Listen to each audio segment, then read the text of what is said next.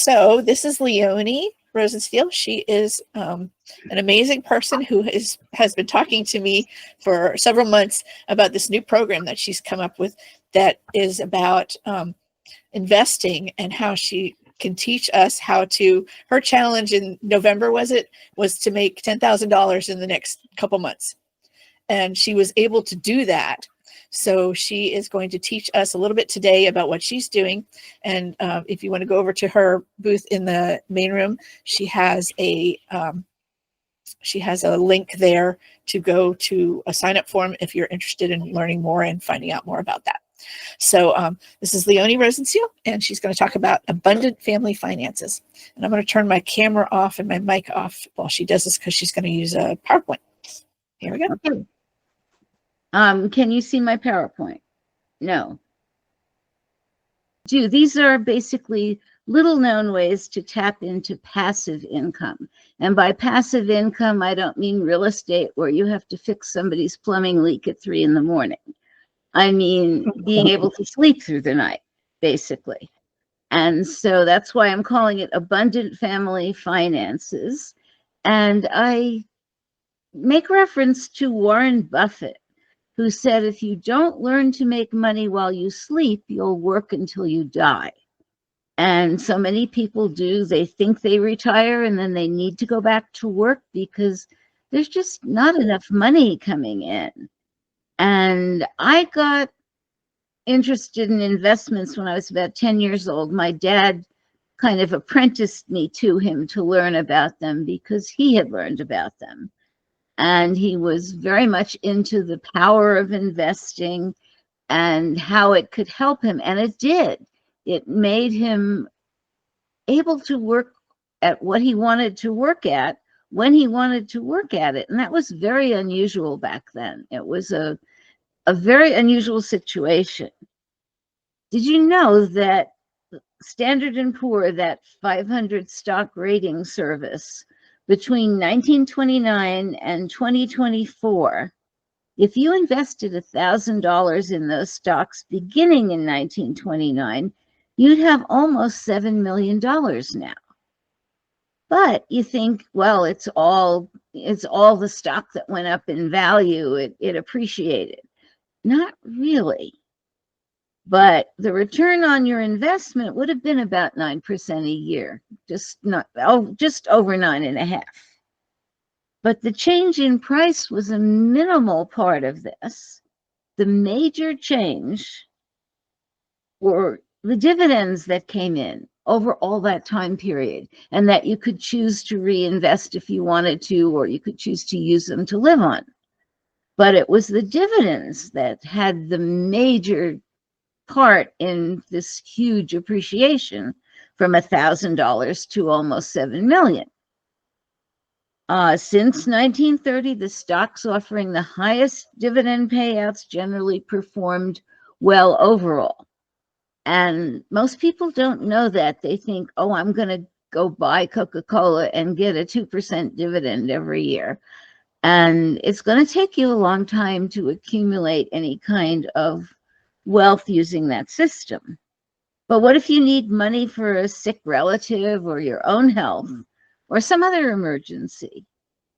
If you borrow money from a 401k, there might be quite a tax penalty that you have to pay.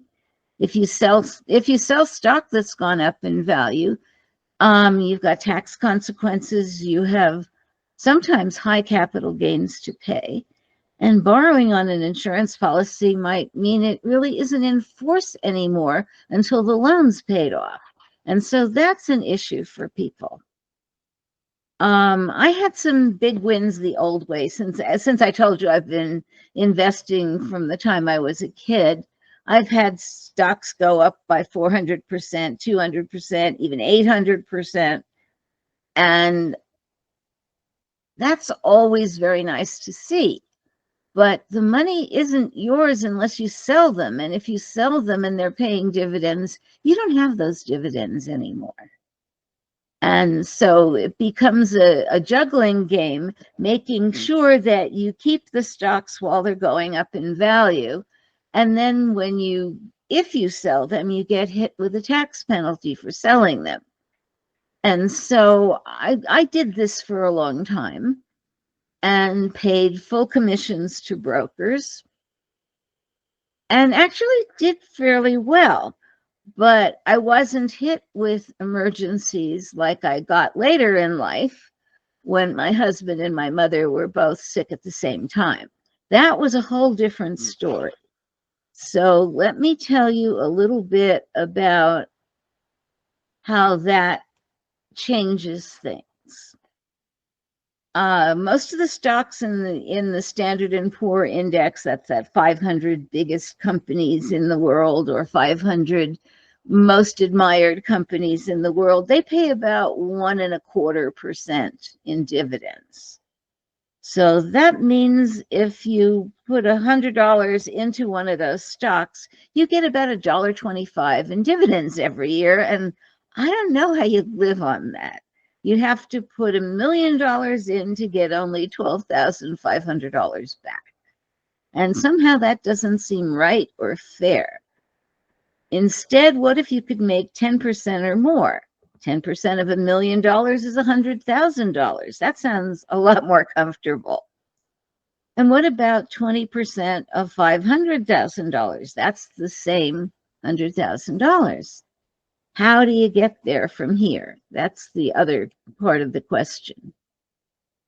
So at 10% a year in dividends, it takes you a little over 7 years to get 100% of your money back that you just invested. That's a while. 15% takes you about 4.8 years, just under 5 years, to get all of your money back if that's what the dividend is. 20% is only about 3.6 years. And 25% in dividends is only 2.9 years. So in 3 years, you could have back everything that you spent on that stock, and then it's all clear profit.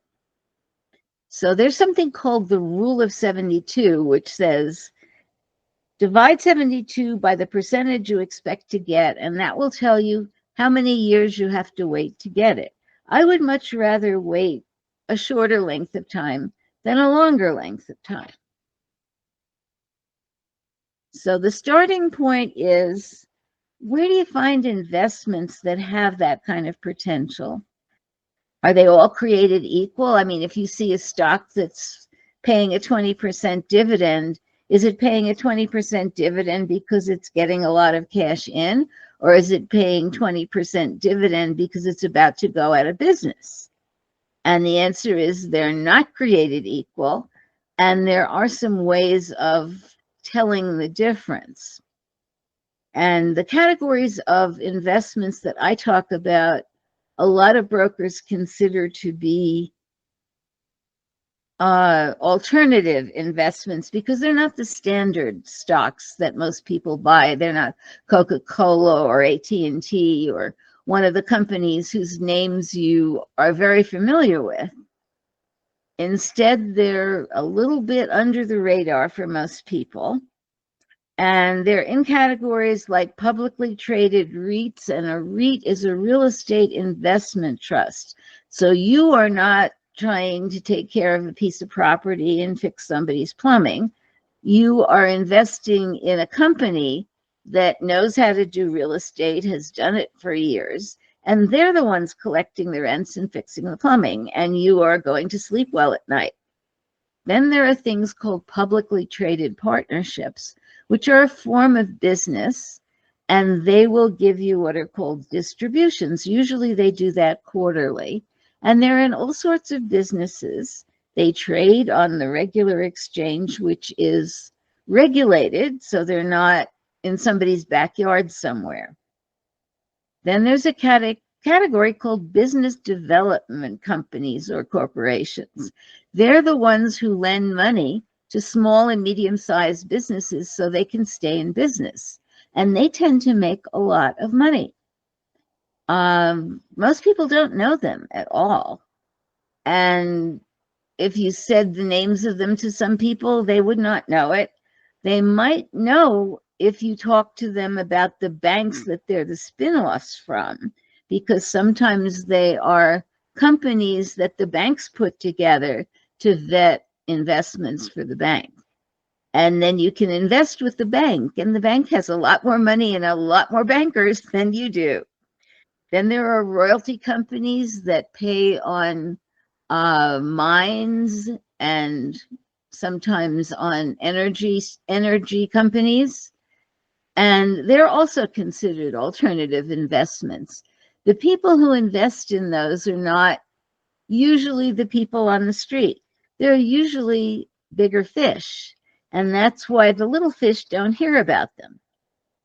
So when I decided I was going to take that challenge that that you heard about at the beginning, that Judy told you about, I was taking a course on giving courses. And of course, the idea is you teach what you know. And the one thing I have known from the time I was a little kid was investments. And the challenge was, as Judy told you, make $10,000 in the next couple of months. And I said, oh, that's easy. I can do that. And she looked at me, our teacher looked at me and said, what? Can you do that? I said, sure. So I did.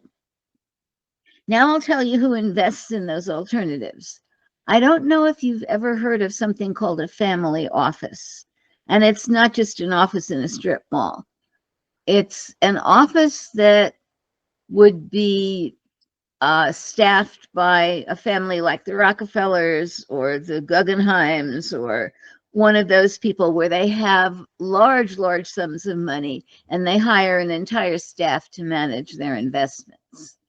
And that's a whole job for them. And there may be more than one person managing those investments in a given year. Family fortunes, legacy fortunes, $50 million and more. The next category of people who invest in this, insurance companies, strangely enough. When you pay when you buy an insurance policy that gives you an annuity, the insurance company invests it somewhere in order to get the money to pay your annuity.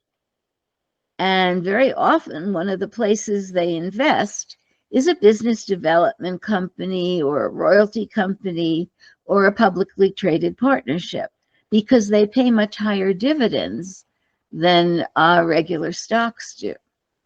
And so that's how they get money to pay you.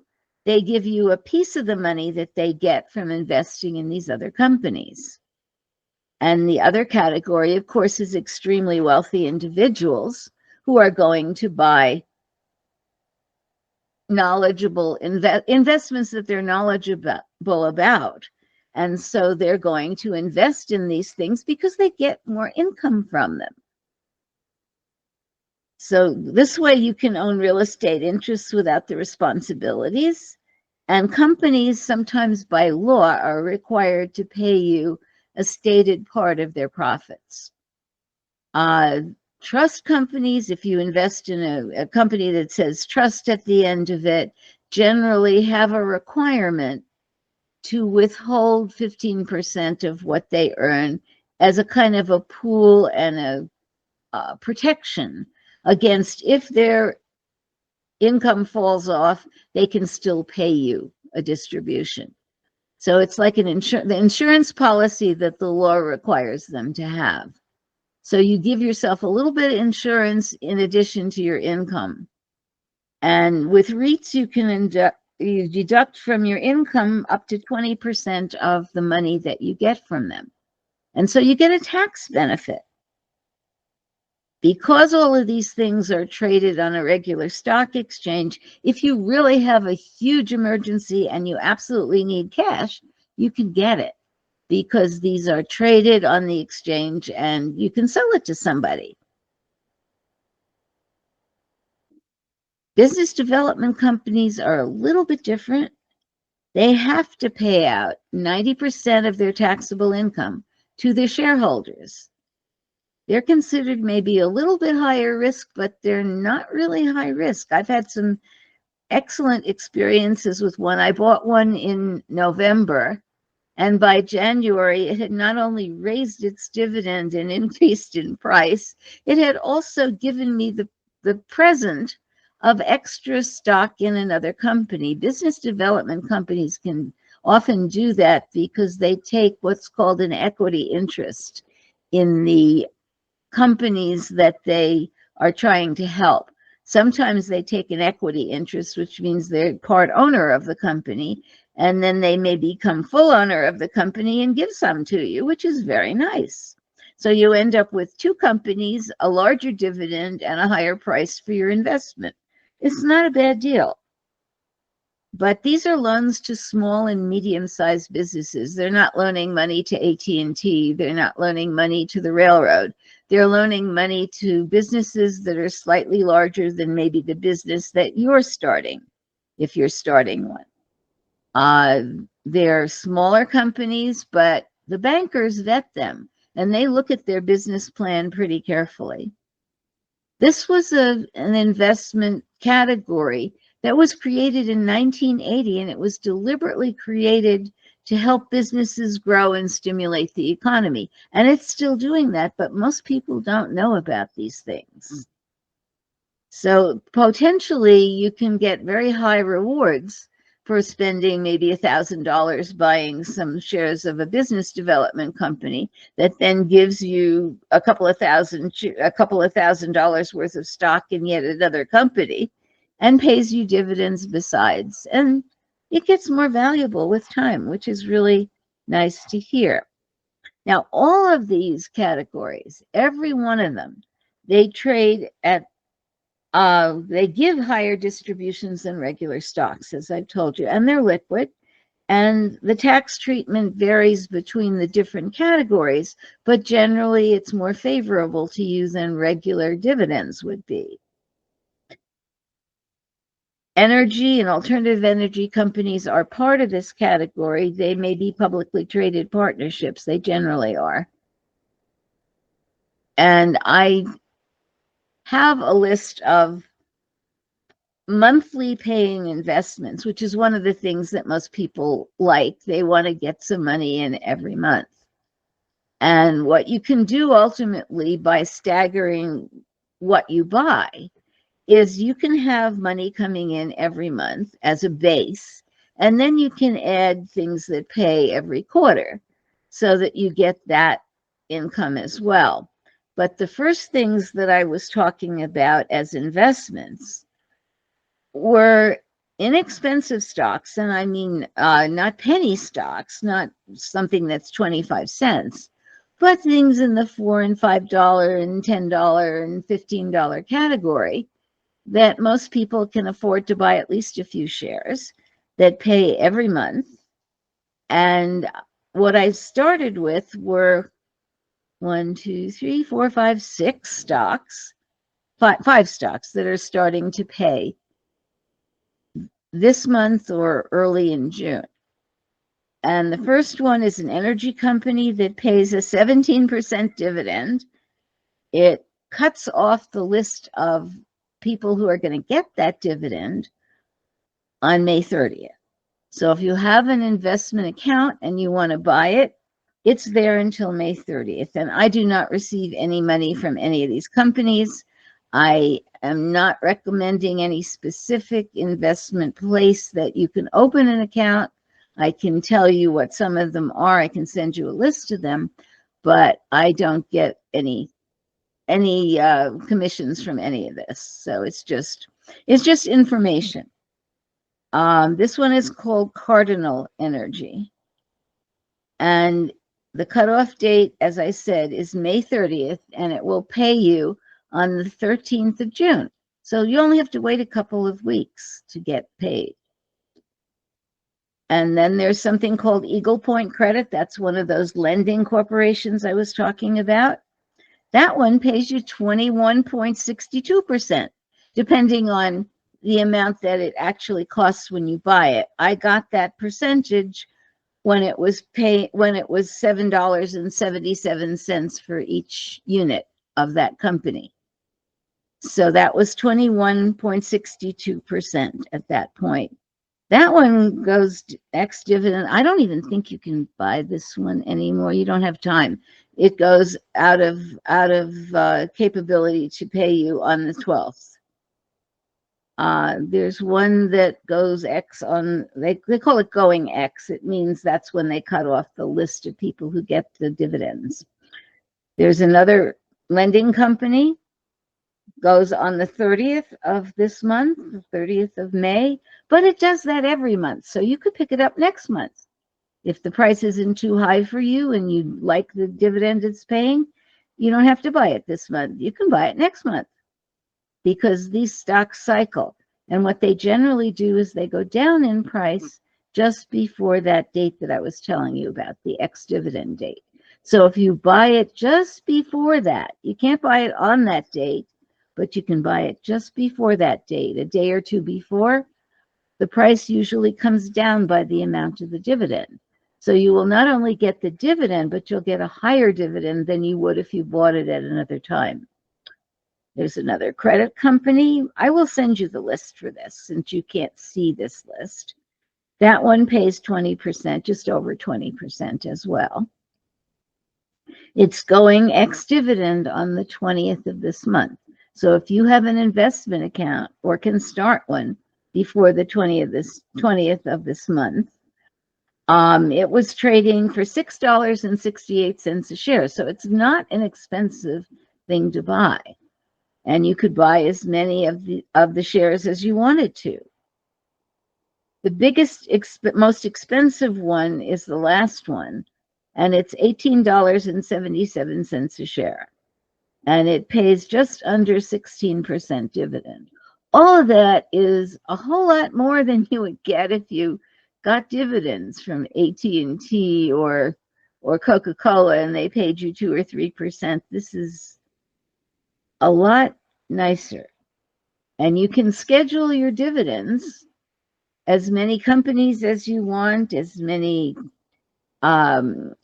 different companies as you want to buy or want to be able to sleep through the night with. I mean, it's absolutely effortless investing. It just pays you and pays you and pays you. I have one REIT that I've owned since I was a teenager. And I still have it, and it's still paying me dividends. And they're considerable dividends. Last I looked, it was 17%. So I'm not worried about investing in these things. I invest in them myself, and I do own all the stocks that you see. The primary difference between investing in these stocks and investing in traditional stocks is you're really not expecting the price of the stock to be the main factor in buying it. You're not expecting that you're going to get 200% of the amount that you pay when you sell it. You're going to get all that income in the meantime. And if you get price appreciation, fine. But meanwhile, you can live and you have income coming in. It's more about free cash flow that you can use for your business or your family or both than it is about, oh boy, I got a 200% appreciation in this stock, but I can't touch a penny of it unless I sell the stock. And then I don't have any dividends and I don't have any stock. And then I have to start all over again. So basically, that's what I'm trying to explain to people, and explain to them that when they do that, they're investing with the big guys, and that's where the big guys are parking a lot of their money. And I explain more of it in the next module, but this is the basic stuff of how to understand what it is that I'm doing and how I survived, because I had a 14-year-long lawsuit that I had to pay for that involved my family, my mother. It was just very, very long and dragged out. And attorneys are expensive. You know that. And I actually had a gag order placed on me by the court and could not speak to anybody about anything after my mother passed away. This is not while she was alive, but after she passed away. And in order to be able to do this, I had to get the court to lift the gag order, and that took 5 years and a lot of anxiety and pain. And I can tell you that investments paid for all of that.